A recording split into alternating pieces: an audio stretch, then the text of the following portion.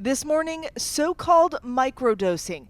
It's a new way some people say they are taking those popular medications used for weight loss, like Ozempic, Wegovy, and Zepbound. It just makes me feel better about myself psychologically that I can say no and that I don't have to eat sweets or too much food. Erica Liebman, a psychologist in Philadelphia, was worried about all the possible side effects taking Ozempic. So under the supervision of her doctor, she decided to try microdosing, or taking very small amounts of the medication. What I have found is that I'm able to put my fork down when I want to, when it's a healthy time, instead of when I've already started to regret how much I've eaten. People on GLP-1 medications typically start by taking lower doses before gradually working up to higher doses over the course of several weeks.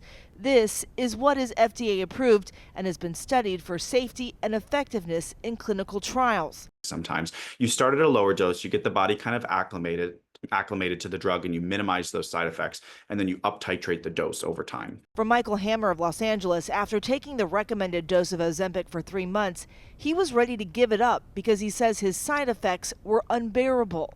I would order food, and when the first bite came in, I would just immediately get overwhelmingly full and nauseous. And it would just to the point that I was not consuming enough calories and really was worried about malnourishment. That's when he says a medical professional who prescribed the medication to him through a telehealth company suggested he try microdosing instead.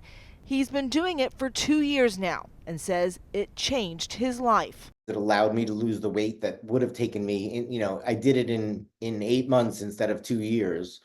But also it allowed me to reset my lifestyle. While Michael and Erica say microdosing is working for them, doctors say there's no science right now that shows microdosing these medications is effective.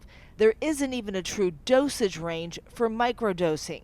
I don't recommend microdosing to my patients. There's just not enough research there, and it's much easier to titrate these medications along the FDA approved indications and doses.